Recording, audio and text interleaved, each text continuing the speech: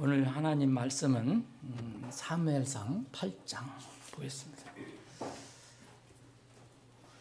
사무엘상 8장.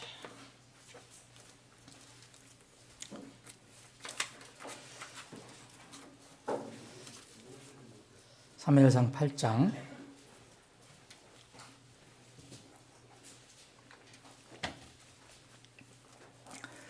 8장 1절로부터 22절까지인데 제가 다 읽지 않고 몇 구절만 읽겠습니다. 그리고 그 말씀을 나눠보는 시간을 갖기를 원합니다. 사무엘이 늙음에 자기 아들들을 이스라엘의 재판관으로 삼으니 이제 그의 맏아들의 이름은 요엘이요 둘째 아들의 이름은 아비아더라. 그들이 부엘세바에서 재판관이 되니라. 재판관은 이게 사사, 우리 여기 나온 사사기에 나와 있는 사사들과 같은 의미입니다. 그의 아들들이 그의 길들로 걷지 아니하고 옆으로 돌이켜 이익을 추구하며 뇌물을 취하고 재판을 굽게 하니라. 이에 이스라엘의 모든 장로들이 함께 모여 라마에 있는 사무엘에게 나아가 그에게 이르되 보소서, 당신은 늙고 당신의 아들들은 당신의 길들로 걷지 아니하니 모든 민족들과 같이 이제 우리에게 왕을 세워 우리를 재판하게 하소서 하니라. 그러나 그들이 이르기를 우리에게 왕을 주어 우리를 재판하게 하였을 때에 그 일을 사무엘이 기뻐하지 아니하여 주께 기도하며 주께서 사무엘에게 이르시되 백성이 내게 말하는 모든 것에서 그들의 음성에 귀를 기울이라. 그들이 너를 버리지 아니하고 나를 버려서 내가 자기들을 통치하지 못하게 하려 하였느니라. 뒤에 몇 구절 더 읽겠습니다. 18절. 그날에 너희가 택한 너의 왕으로 인하여 너희가 부르짖을 터이나 주께서 그날에 너희 말을 듣지 아니하시리라 하니라. 그럼에도 불구하고 백성이 사무엘의 목소리에 순종하기를 거부하여 이르되 아니로소이다. 우리에게 우리를 다스릴 왕이 있어야 하리니 그리하여야 우리도 모든 민족들과 같이 되어 우리 왕이 우리를 재판하며 우리 앞에 나가서 우리의 싸움을 싸우리이다 하니라. 사무엘이 백성의 모든 말을 듣고 주의 귀에 그것들을 다시 고하니 주께서 사무엘에게 이르시되 그들의 음성에 귀를 기울여 그들에게 왕을 세우라 하시니 사무엘이 이스라엘 사람들에게 이르되 너희는 각각 자기 도시로 가라 하니라. 아멘. 아버지 하나님, 오늘 참 좋은 날을 허락해 주셔서 저희들이 주일 아침에 하나님 집에 나와 우리를 구원해 주신, 그리고 곧 우리를 이제 하늘로 이끌어 주실 하나님을 찬양하고 경배할 수 있는 이런 기회를 주심을 감사합니다. 이 시간에 또 귀한 하나님의 생명의 말씀을 우리에게 허락하셔서 둔한 머리고 둔한 가슴이지만 이 말씀을 함께 나누어 주님께서 주시는 교훈을 얻을 수 있게 해주셔서 감사합니다. 이 시간 성령 하나님께서 우리 각자의 마음을 주장해 주셔서 주님께서 우리에게 허락하신 이 말씀을 통해서 필요한 생명의 양식을 얻는 시간이 되게 해 주시옵소서. 거룩하신 예수님의 이름으로 기도합나이다. 아멘.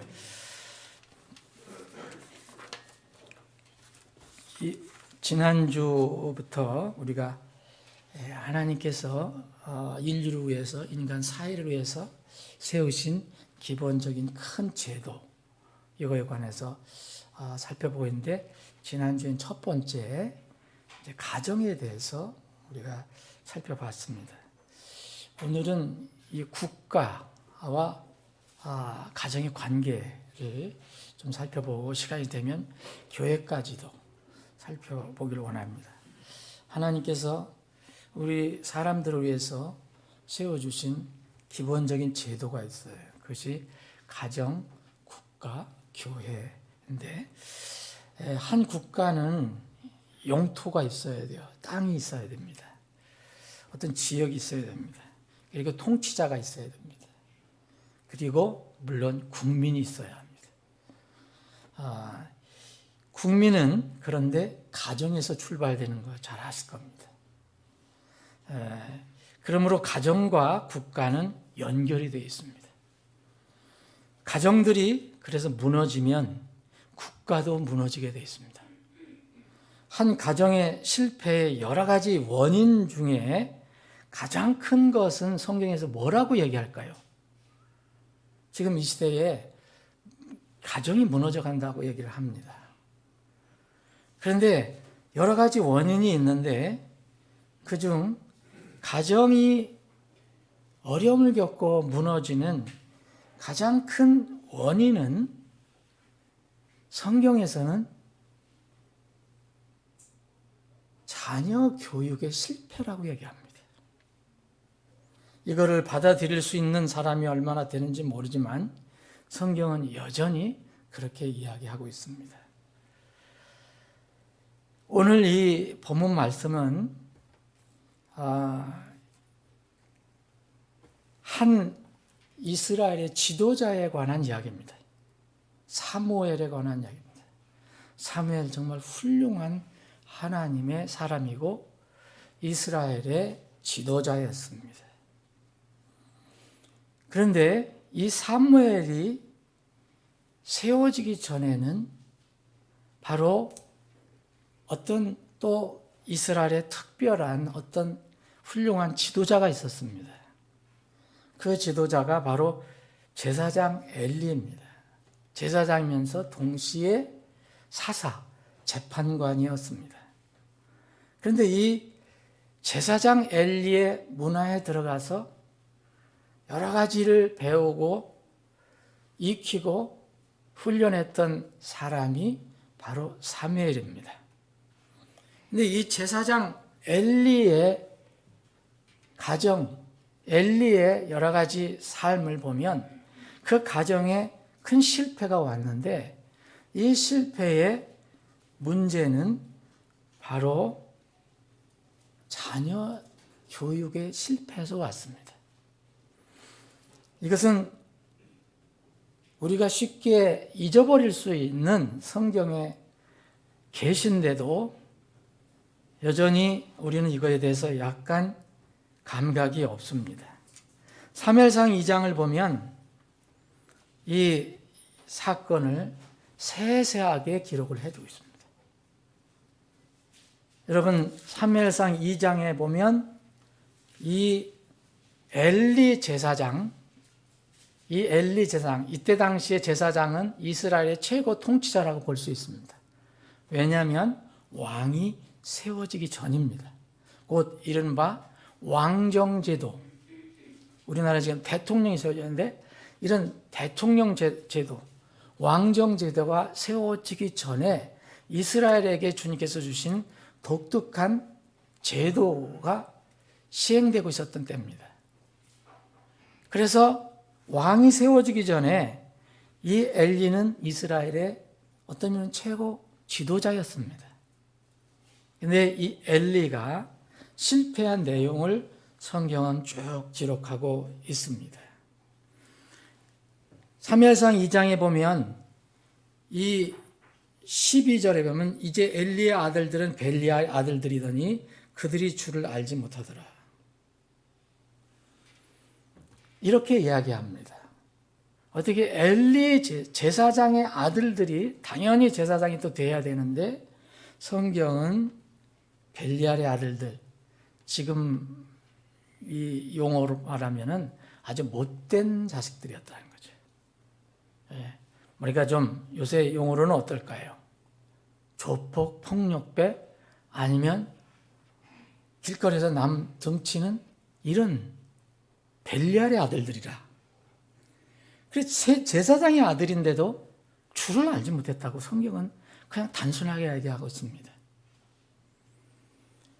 그래서 이 제사장이 그때 당시 백성과의 관계가 있지 않습니까? 하나님께 이렇게 제물을 드리면은, 특히 이제 고기를 드리면 이것들을 취해가는 거예요. 하나님께 드리는 것을 중간에서 이 엘리의 아들들이, 제사장 아들들이니까 제사장 직분을 가지고 있으니까 이게 마음대로 취해가는 거예요. 그러니까 백성들도 그렇게 하면 안 된다. 우리가 드리고 난 뒤에 주겠다 해도, 여기에 이제 여기 쭉 읽어보시면 16절에 보면 지금 당장 날 것을 내놔라. 그렇지 않으면 내가 뺏어갈 거다까지 막 이야기합니다. 정말 벨리알의 아들들입니다. 그래서 성경은 이렇게 이야기합니다. 10절에 보면 이 청년들의 죄가 주 앞에 심히 컸으니 이는 사람들이 주의 허물을 멸시하겠답니다. 이게 무슨 얘기입니까? 백성들이 주의 허물을 멸시했다는 게 아니라, 제사장의 아들들이 이렇게 하니까 하나님께 드린다는 이 헌물을 정말 우습구나. 그렇게 백성들이 생각한 거예요. 누구 때문에? 엘리의 아들들 때문에. 그래서 이제 이 이스라엘 전 국가에 서서히 문제가 생기기 시작합니다. 이 가운데 이제 이 사무엘이 어린 나이로 그 문화에 들어가서 이제 훈련을 받는 겁니다. 결국은 이 엘리가 자기 두 아들에 대한 교육, 훈련을 아버지로서, 부모로서의 권위를 포기하고 계속 방치함으로 인해서 큰 가정에 문제가 생기고 결국은 국가적으로도 문제가 생깁니다. 이 적인 블레셋이 쳐들어와서, 원수 나라였는데 쳐들어와서 그때 당시 하나님을 상징한다는 법궤까지 뺏어가 버리고 말입니다. 전쟁이 났는데. 이게 나라가, 가정도 꼴도 아니고 나라가 꼴이 아닙니다. 지도자가 그렇게 됐으니까.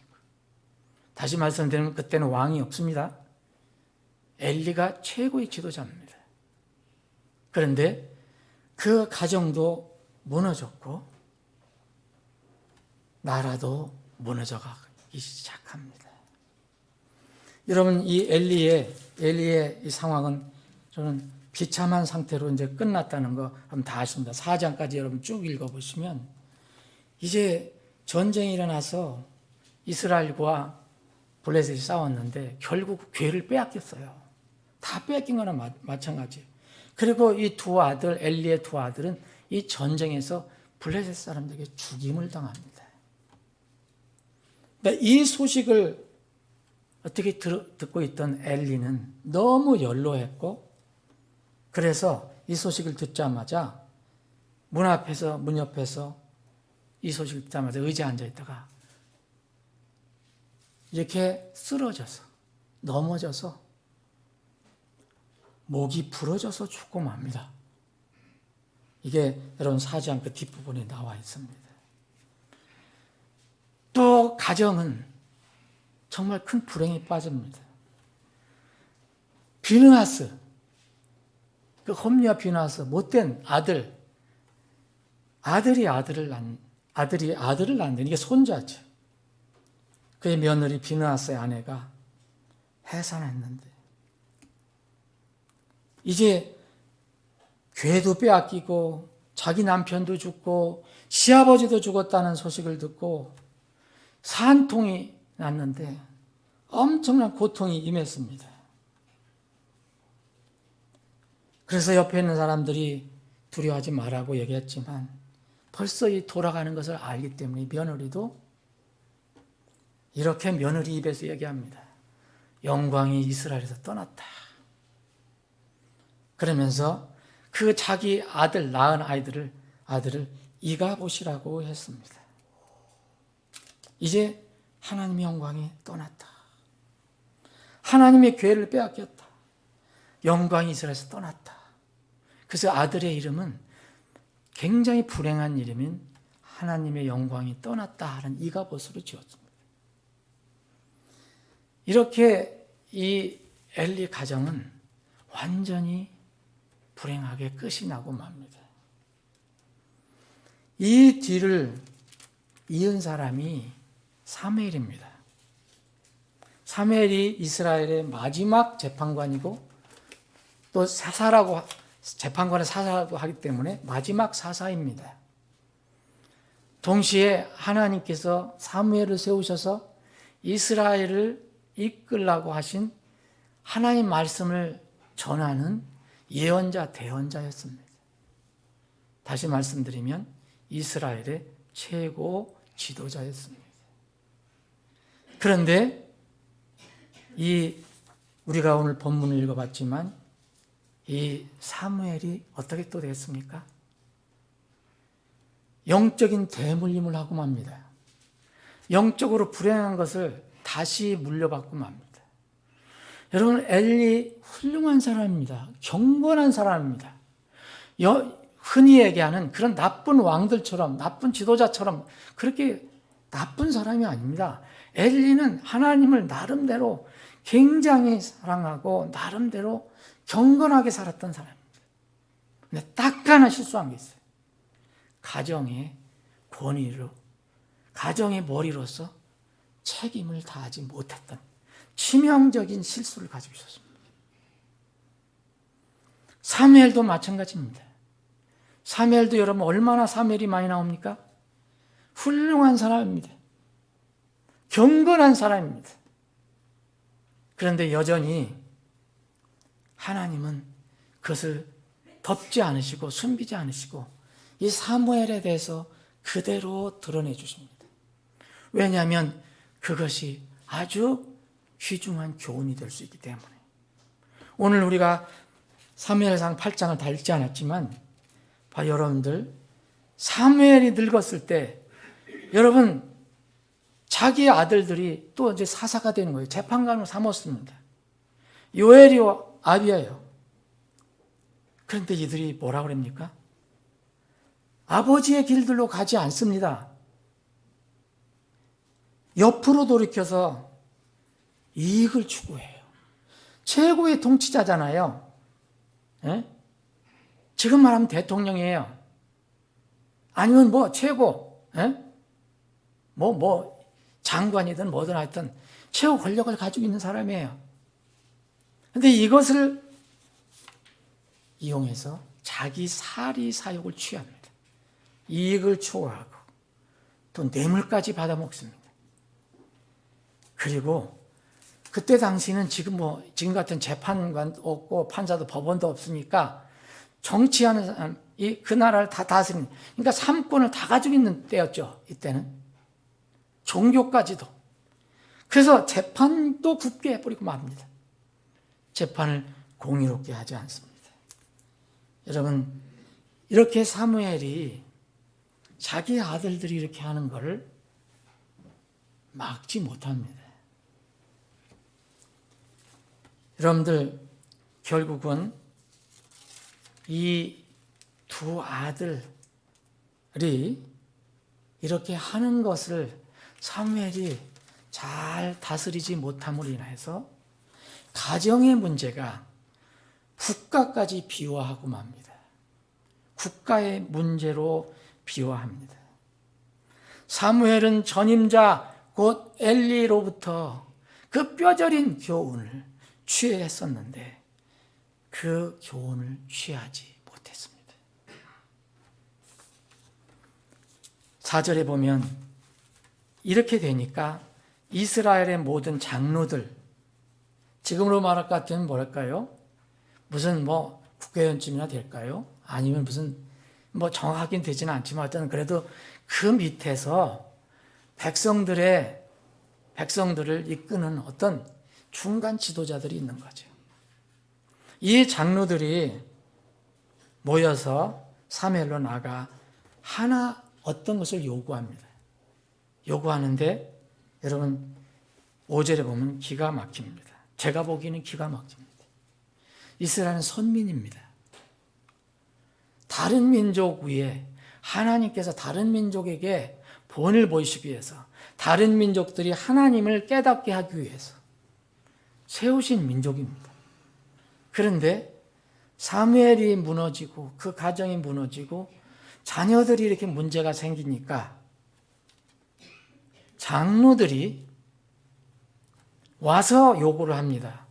당신의 아들들, 두 아들들은 정말 못돼서 우리가 어떻게 할 수가 없다. 그 당신이 다스리는 거, 두 아들이 다스리는 거 우리가 견딜 수가 없다. 당신은 늙고, 이거 좋은 말로 한 겁니다. 돌려가면서. 당신은 늙고, 당신의 아들들은 당신의 길들로 가지 않으니까 이제 하나 요구를 하겠다. 우리 주위에 있는 모든 다른 민족들이 있는데 이 민족들 같이 좀 하나 멋있는 거 하나 세워라. 그게 뭐냐? 다른 민족들을 보니까 다 왕이 다스리더라. 인간 왕이 다스리더라. 인간 왕이 다스릴 수 있도록 제도를 만들어 달라 이게. 이겁니다. 모든 민족들과 같이 이제 우리에게 왕을 세워 우리를 재판하게 하소서.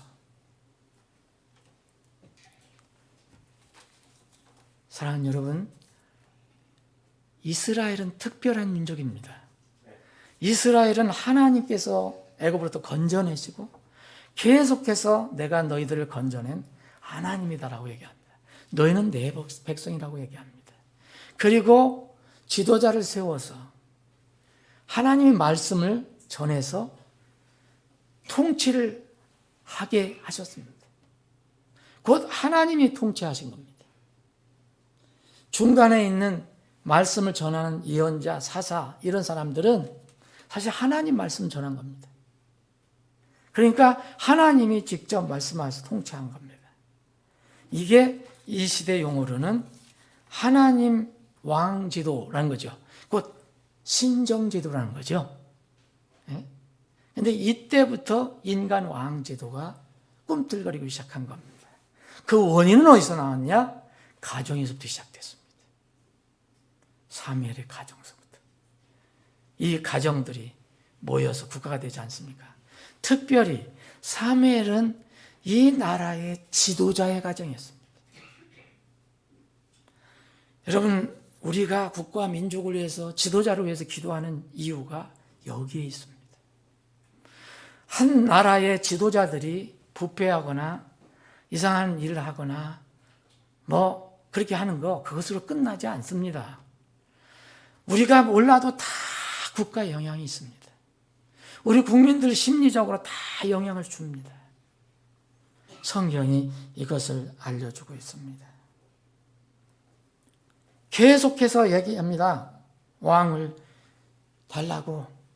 근데 이 사무엘은 너무 이것은 합당치 않은 일이에요. 너무 기분이 나빠서 하나님께 기도하니까 하나님께서 사무엘에게 뭐라고 그랬습니까? 여기 7절에 보면 백성이 내게 말하는 모든 것에서 그들의 음성에 귀를 기울이라. 하나님께서는요, 앞에 여기 4절에서는 이스라엘 모든 장로라 했죠. 장로는 지도자들이에요. 중간 지도자들. 그런데 여기 7절에서는 하나님께서 친히 뭐라고 말씀하시냐면 백성들이라고 얘기합니다. 모든 장로들이라고 얘기하지 않습니다. 백성들이라고 얘기합니다. 이미 그 장로들은 백성들의 마음을 다 수합해서 가져간 겁니다. 백성들까지도 다 그게 파급된 겁니다. 그래서 하나님은 백성이 내게 말하는 모든 것에서 그냥 귀를 기울이고 들어줘라 얘기합니다. 그러시면서 하신 말씀이 그들이 너를 버리지 아니하고 널 버린 게 아니야. 나를 버린 거야. 여기서 나는 누굽니까? 하나님입니다. 나를 버린 거야. 내가 자기들을 통치하지 못하게 그렇게 하려 하였느니라. 이렇게 말씀합니다. 하나님은 백성들이 지도자들로부터 어려움을 당하니까 그것을 탈피하기 위해서 어떤 것을 요구했는데 하나님은 그럼에도 불구하고 백성들이 그 지도자 사무엘과 두 아들을 버린 게 아니라 그들을 사무엘을 내가 세운 나를 버린 것이라고 말씀합니다. 여기에서 여러분들 많은 것을 한번 생각해 내야 합니다. 하나님이 세운 어떤 권위를 무시하면은 그것은 하나님을 대적하는 것이다. 가정의 권위를 무시하는 이 세상이 되어가고 있지 않습니까? 그건 하나님을 대적하는 겁니다. 나라에 어떤 그런 것도 있다면, 제도가 있다면 그걸 무시하는 것도 하나님을 무시하는 것이라는 겁니다. 그런데 문제는 가정의 권위가 왜 흔들립니까? 여러분, 지난주에도 말씀드렸지만 제도상으로 법으로 그렇게 된 건 우리 힘으로 어떻게 막을 수가 없잖아요. 그런데 많은 부분이 왜 권위가 흔들리느냐? 가정이 하나님 말씀을 따르지 않기 때문에 흔들립니다. 국가의 권위가 왜 흔들립니까? 그 머리들이, 백성의 지도자들이, 본을 보여야 할 사람들이 그렇게 하지 않으니까 권위가 흔들리는 겁니다. 사랑하는 여러분, 이스라엘은 우리의 모형입니다.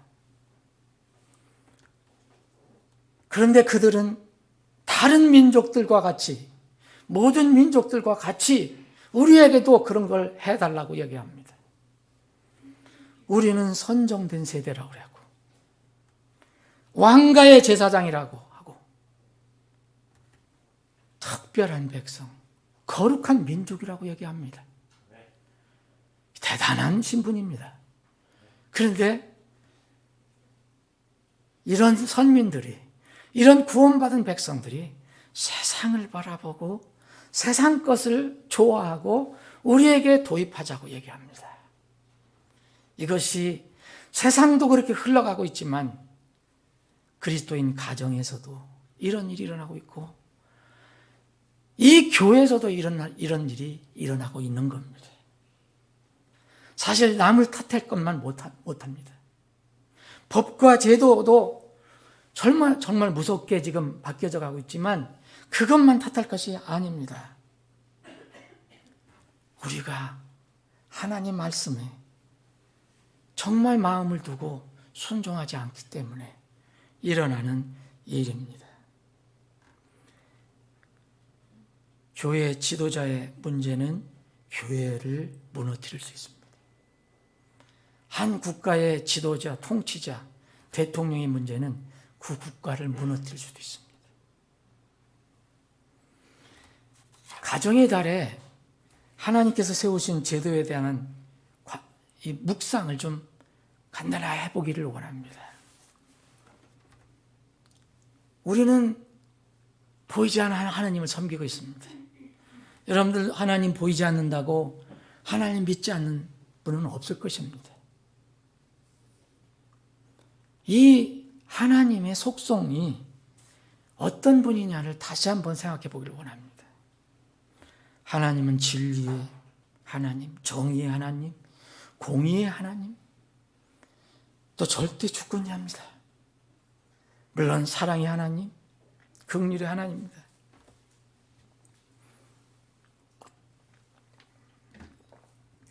그런데 하나님은 법은 세우십니다. 제도는 세우십니다. 말씀은 전하십니다. 그런데 폭군은 아니십니다. 무슨 얘기냐면 독재적으로 강요해서 안 하는 사람들까지도 다 그렇게 하게 하시지 않는다는 겁니다. 이 하나님 여러 가지 속성 중에서 많은 사람들이 이것을 놓치기 때문에 실수를 하고 깊은 함정에 빠질 수가 있습니다. 생명의 길, 진리의 길은 명확하게 알려주십니다. 미래의 결과까지도 다 계시해 주십니다. 여기 신명기 28장 읽어보십시오. 미리 가나안 땅에 들어가기 전에 이스라엘 백성에게 다 알려줬습니다.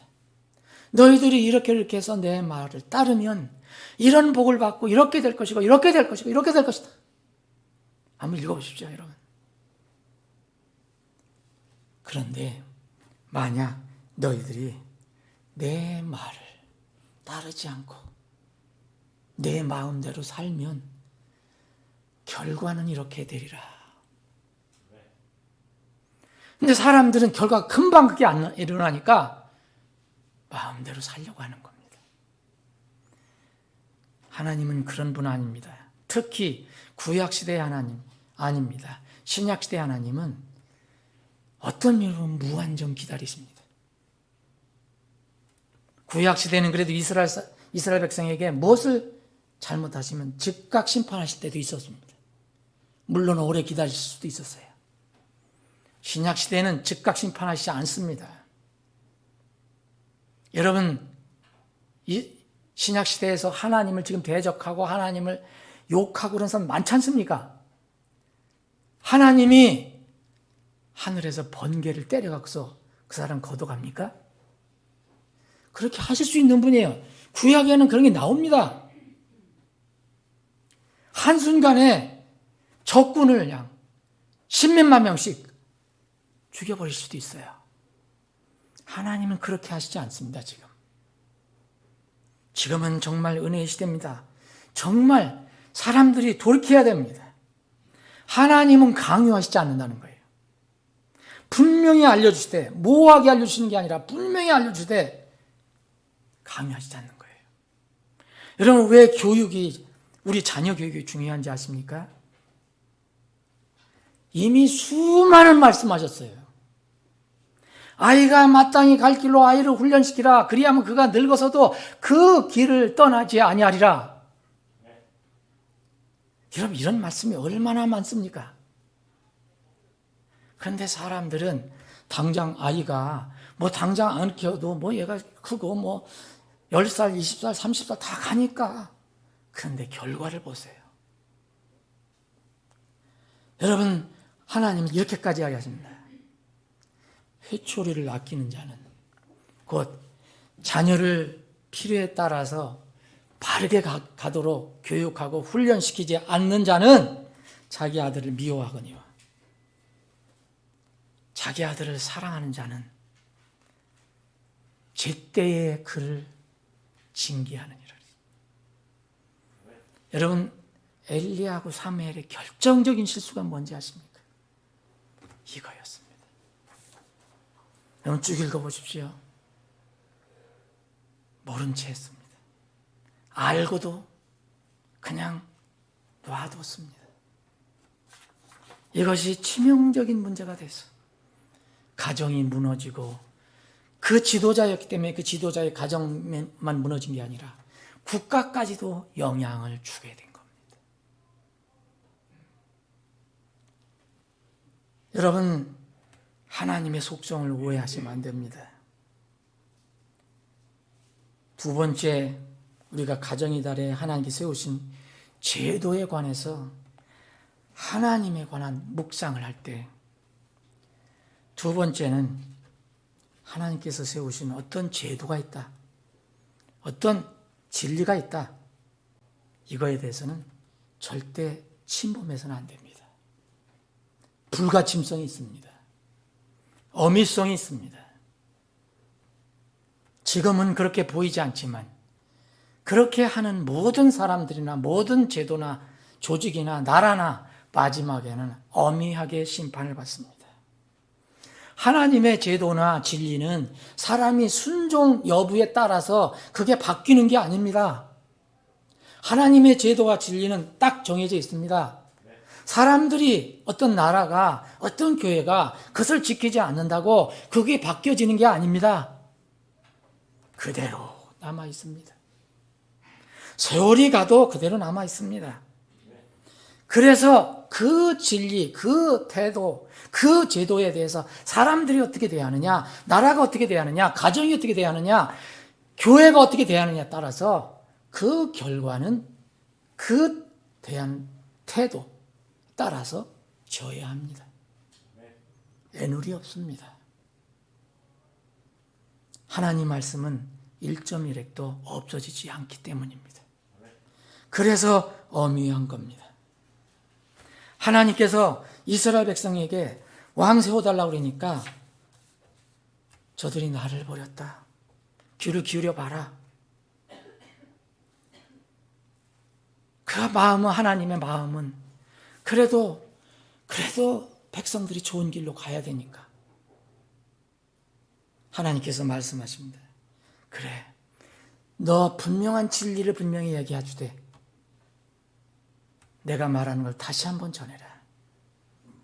저들이 다른 민족들처럼 그 멋있어 보이는 왕제도를 두라고 하는데, 그러면 그 왕제도를 두려면은 이런 문제가 있는 것을, 앞으로 있을 것이라는 것을 알려줘라. 그게 바로 여러분 10절 11절부터입니다. 소위 얘기하면 왕의 규범입니다. 왕제도를 세우려면 어떻게 해야 될 것인가? 너희들은 지금 이방 민족들이 그렇게 왕제를 세우면 겉으로 보기에는 멋있고, 왕이 뭐 백마를 끌고 오고 병거를 끌고 오고 멋있고 사람들 대동하고 뭐 풍악을 울리고 멋있어 보이지만 그 뒤에 있는 이런 어려움이 있는 것을 알려줘라. 그래서 여러분 여기에 11절부터 17절까지가 바로 그 얘기입니다. 왕의 규범을 그렇게 세우려면 뭐냐? 너희 아들, 딸들 다 취해갈 거다. 그렇잖아요. 군사를 다 만들려면. 딸들은 다 취해서 또 왕을 하는 그 밥도 만들고 먹을 것도 만들고 뭐 시중을 들고 다 해야 되잖아요. 보세요. 너희 아들들을 취한다 그랬죠? 너희 딸들을 취한다 그랬죠? 13절에? 그것뿐입니까? 14절, 15절 보면은요. 너희들 재산도 다 징집할 거다. 필요한 거 다 징집한다. 밭, 포도원, 올리브밭을 취해서 가장 좋은 거 취할 거 아니냐. 아니, 왕을 선비할 거니까. 또 신하들이 쭉 있잖아요. 왕 있으면. 왕만 먹습니까? 그러니까 또 다 취할 것 취해가고 또 남은 것에 또 10분의 1을 또 뺏어갖고 그 관리들하고 신하들에게 다 준다 이거예요. 너희들 걸 다 가져가는 거다. 양도 10분의 1을 뺏어갈 거다. 이렇게 얘기해줘도 이 이스라엘 백성은 고집을 피웁니다. 그래서 하나님이 이렇게 말씀하십니다. 너희들 정 고집 피우면 너희들이 이렇게 그것을 책임을 져라. 그런데 너희들은 나중에 나를 향해서 살려달라고 부르실 거다. 그때 되면 나는 듣지 않겠다. 그게 18절입니다. 그럼에도 불구하고 백성이 뭐랍니까? 마지막에 보면 아니라는 거예요. 당장 보기가 좋아요. 그리고 당장 사무엘 통치를 받고 싶지 않아요. 저 두 아들 꼴도 보기 싫어요. 그러니까 이방 민족들 왕을 만들어 달라고 얘기합니다. 이들이 강조하는 게 뭐냐?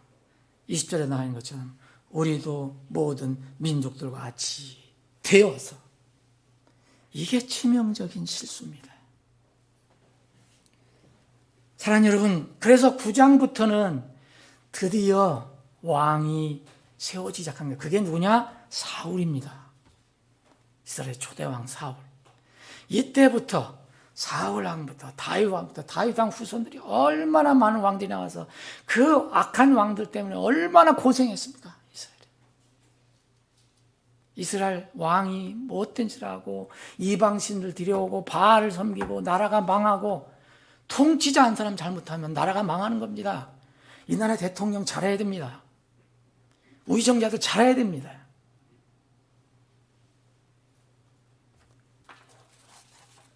사랑하는 여러분, 하나님께서 세우신 진리가 있다, 제도가 있다. 그러면요, 사람들이 그것이 지금 무시하고 그거 좋지 않아 생각한다고 해서 그 제도가 없어지는 게 아니에요. 진리가 없어지는 게 아니에요. 그럼 하나님, 예, 백성들 마음대로 하세요. 그렇지 않습니다. 그 제도는 그대로 살아 있습니다.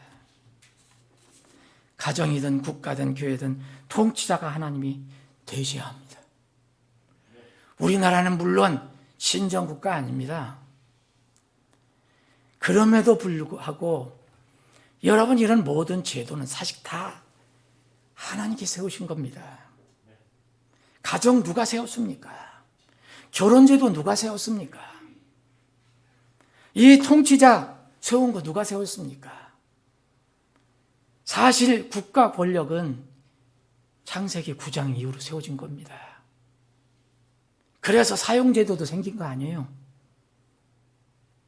그런데 하나님을 전적으로 믿지 않는다 하더라도 의정자들이나 국민들은 최소한도 하나님을 두려워해야 됩니다. 저는 이 나라가 가는 거에 대해서 걱정을 많이 하는 사람 중에 하나입니다. 하나님을 대적하는 일을 하면 반드시 무서운 열매를 거두기 때문입니다. 그래서 우리만이라도 나라를 위해서, 민족을 위해서 기도하는 겁니다. 하나님 긍휼히 여겨주시고 이 의정자들, 백성들이 하나님을 두려워하는 마음을 갖게 해달라고. 지금 이 시대는 정말 국가, 가정, 통치가 무너져 가고 있습니다. 성경의 원리대로 운영되는 국가 거의 없습니다. 미국은 건국 초기에 그렇게 시작을 했어요. 그런데 지금 무늬만 남아있고 다 무너져 가고 있습니다. 인본주의, 사회주의가 거의 지배하고 있습니다. 우리나라도 미약했지만 그래도 건국 초기에는 하나님을 두려워할 수 하는 사람, 그래도 이승만 대통령이 사람들이 공고가 있다고 얘기했지만 하나님을 두려워했던 믿는 자였습니다. 미국에 가서 신앙을 갖게 되고 구원받고 믿음을 갖고 하나님께 기도하면서, 사실 우리나라 초기에 재헌국회 때도 기도하면서 시작했던 그런 나라입니다. 그런데 인본주의 들어오고 무슨 세상에 이런 무슨 이상한 것들이 들어와서 이제는 기독교인이라는 것 자체를 숨기려고 합니다. 기독교인 얘기하면 엄청난 화살이 몰려들죠. 지금은 이 나라가 거의, 저는 우리나라가 모든 국민이 신정국가의 어떤 그런 국민이 되기를 원하는 것은 아닙니다. 가능하지도 않고요. 그러나 기본적으로 남아있던 기독교 교회들도 이 정신을 놓고 있는 거예요. 여러분, 기독교에도 이상한 사상을 가지고 있는, 소위 얘기하면 그런 사회주의 사상 가지고 있는, 좌파 사상 가지고 있는 기독교인들이 얼마나 많고 교회들이 얼마나 많은지 여러분들 아십니까? 목사들이 얼마나 많은지 아십니까? 참 그런 면에서는 걱정입니다. 성경은 변함이 없습니다.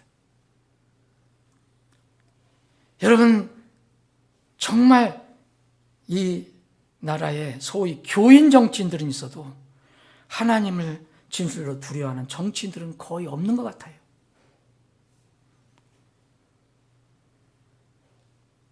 국민들도 어느새 많이 이스라엘 백성들처럼 지도자들의 영향을 받아서 그런 건지 이제 국민들도 거의 이런 걸 다 잊어버린 것 같아요.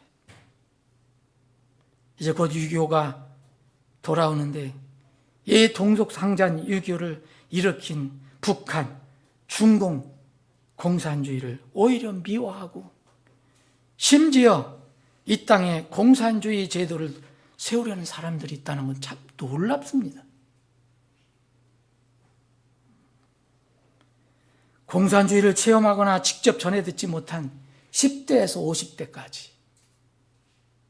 50대는 알 것 같습니까, 여러분?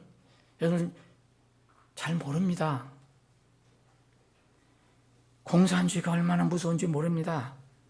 이론상으로만 합니다. 공산주의 다 똑같이 나눠 가자면 얼마나 좋습니까? 평등하고. 이런 이론적인 사회주의 공산주의에 대한 환상을 가지고 있어요, 국민들이. 여러분, 강원도 춘천, 홍천에 여러분도 아실 겁니다.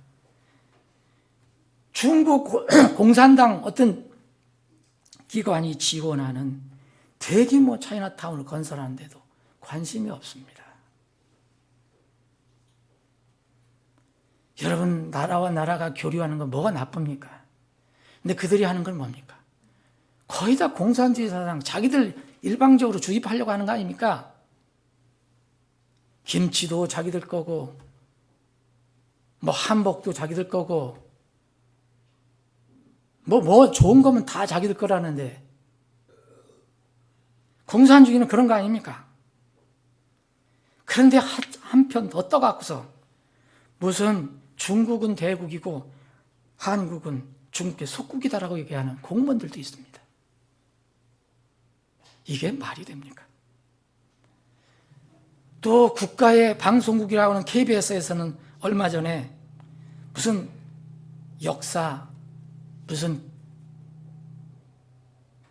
다큐멘터리라고 하는 이름으로, 거창한 이름으로 김일성과 북한 정권을 미화하는 다큐멘터리를 방영하려다가 일부 항의하니까 연기했지 않습니까? 여러분, 이게 뭔지 아십니까? 전부 사실은 그럴듯하게 이야기하지만 역사라는 이름으로 하지만 다 미화하는 겁니다. 요새는 대담합니다. 얼마 전에 어떤 출판사에서는 김일성 회고록이 나왔어요. 이 사람들이 좋아하는 언어가 더불어요. 세기와 더불어. 이게 뭔지 아십니까? 출간을 했어요. 그러니까 돈 벌려고 대형 서점들 다 팔았어요. 교보문고 무슨 인터넷 다 팔았어요. 근데 요새는 중단했다고 합니다.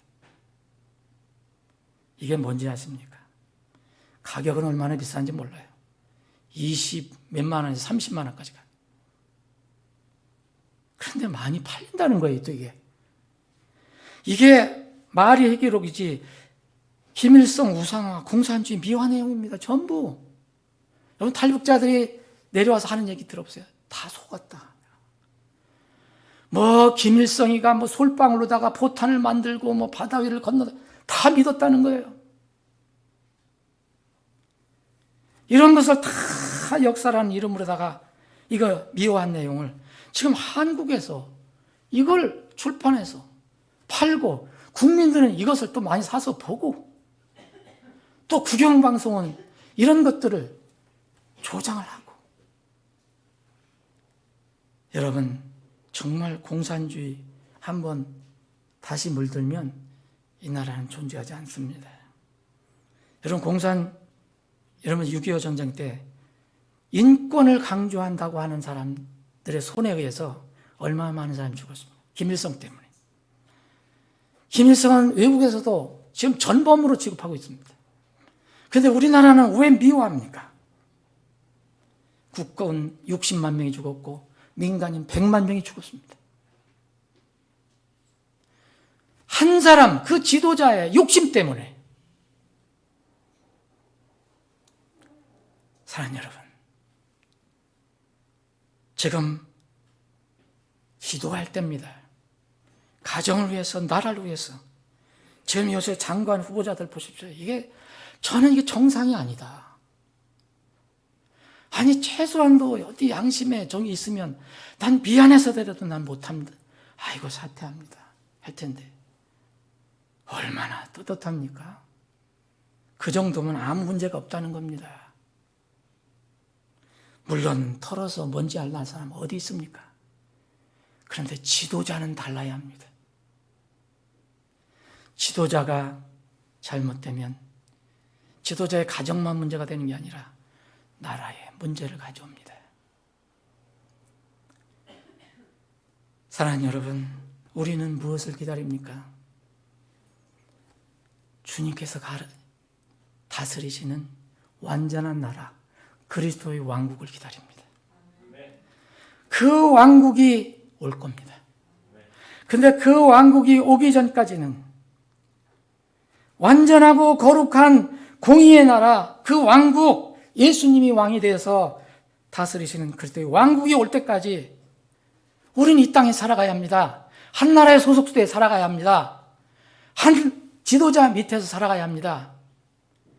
그래서 매일 나라와 민족을 위해서 기도해야 합니다.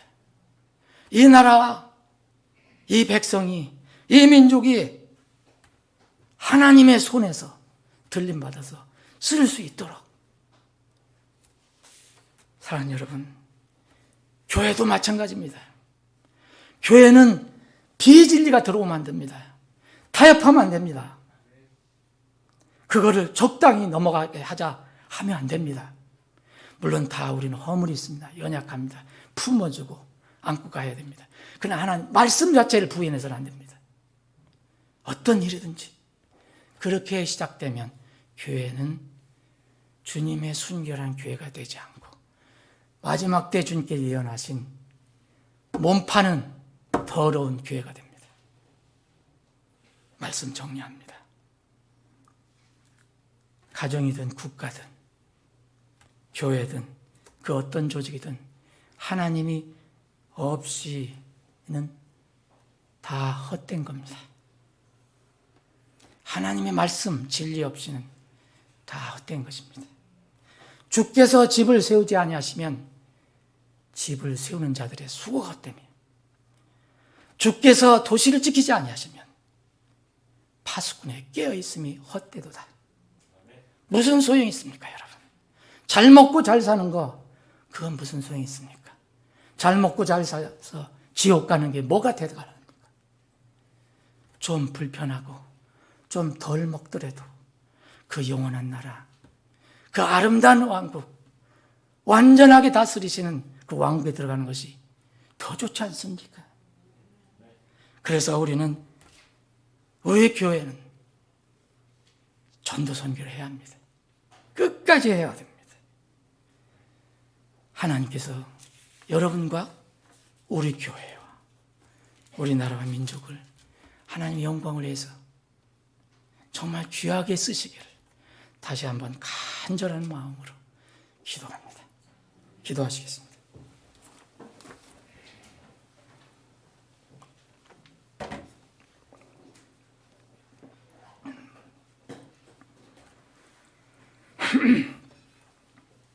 아버지, 오늘 말씀을 듣는 혼중에서